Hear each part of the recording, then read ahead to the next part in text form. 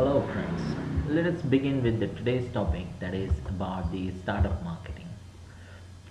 Basically there are different rules for startup marketing. It is not the same marketing which the people do uh, here. It is an ultimate guide which is created by onboardly.com. These are, if you go to their websites, you will understand how beautifully they have given the guideline for startup marketing. So we'll see in this series of there are actually there's many slides in this, and basically we'll look in the first slide about the foundation, second about the social media, third about startup PR, fourth is how to create that content, fifth is about the taste and illiterate, and what are the best practices. So we'll divide this topic into the six videos, right? And we'll study what are the startup marketing.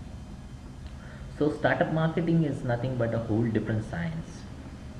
It is and built it and they will come. It doesn't work.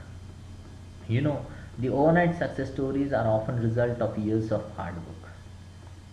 Overnight success doesn't come directly. It comes from lot of hard work. So basically startup marketing is about challenging because of limited resources, that is time, money and talent. You know, startups have limited time, limited money and limited talent. And that only they have to pitch high caliber.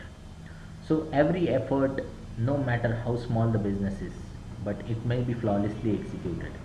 So traditional strategies are not going to work out here. The secret is coming in the right channel, that is content marketing and PR. PR stands for personal relations, right? So how to deal with it, we'll be looking in the coming slide. First let us write down the foundation. Before you start laying the bricks, you should need a solid foundation, that is how to choose the market, how to define its keyword, how to define your success, and to set your budget. This is the foundation. First you have to choose a market. Only a small portion of the population is interested in your product.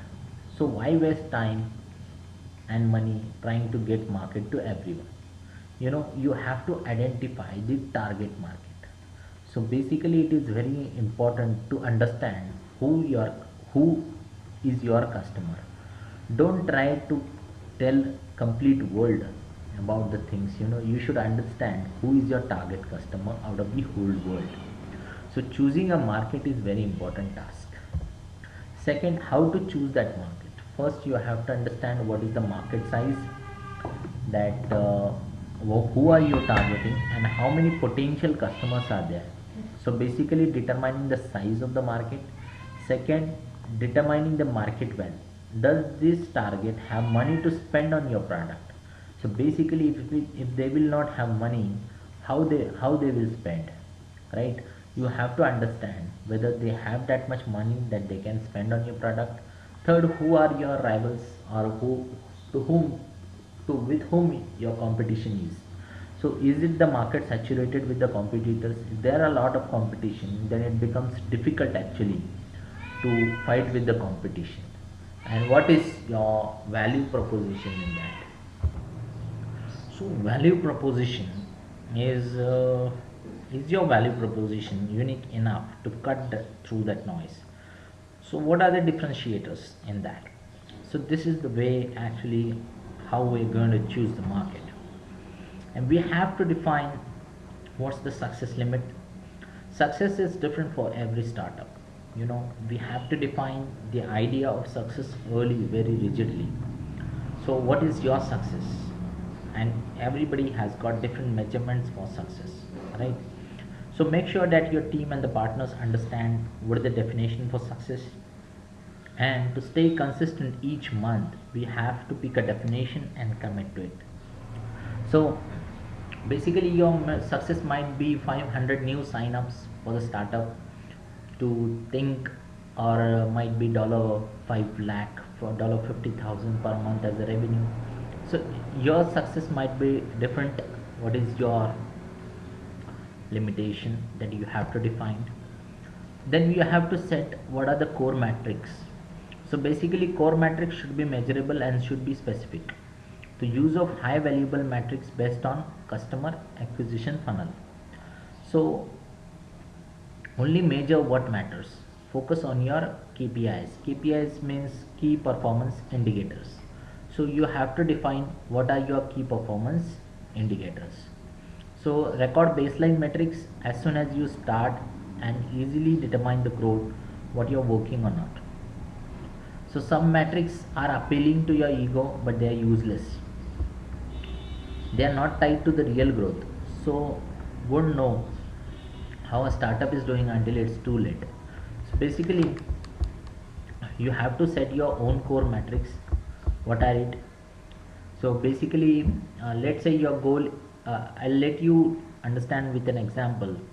Suppose your goal is 100 email signups in 1 month. So you have to determine your core metrics, that is working backwards through sign up funnel. For 100 sign up you will have to focus the conversion rate on sign up form, the amount of unique traffic you getting. But 3% of the decent conversion rate, the most software associated service startups, you will know that you need to spend approximately 3,333 unique visitors to the top of your conversation funnel. If you focus those are core metrics, then you will be able to achieve your goal of 100 signups. A 3% conversion rate and 3,300 unique visitors sound much less daunting than 100 signups. So focus on moving parts, that is core metrics, not a big picture. So basically you have to focus what is your core metrics, and that is the big picture. Don't focus on the big picture. So you have to define your budget also. What's your budget? What's your marketing cost? How much you will be able to bear? So less than outbound marketing, which leads to, don't kid at yourself, they're not free. So basically you have to set a budget in a game and you have to accept that limit. Carefully plan how to divide that budget. If your blog has been more powerful lead generator, then consider investing 50% there and try a new ebook, guide, webinar or white paper. So basically defining the budget is very important. Until and unless you define a proper budget, you will not be able to move. Then defining your core keywords. So build a list of words or phrases that are highly relevant to your brand. So define the keywords which that you will be able to come to your brand. What are some types? Into Google you have to find up the startup website. Startup keyword list 3 or 5 keywords that summarize your startup. So basically you have to find out 4 to 5 keywords that are going to summarize your startup. Your core keywords would be based on your value proposition, your core keywords that makes excellent blog categories. So basically you have to understand what are the keywords where the people are going to search your brand. So define also the secondary keywords that are also very important, because the content marketing requires an intelligent approach that hinges from fresh relevant content that will offer the value of visitors while attracting Google and other search engines. So expand your keywords.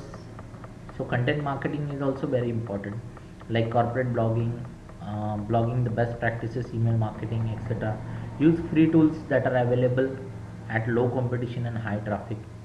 So basically defining the keywords is very important aspect in order to generate more and more traffic to your website.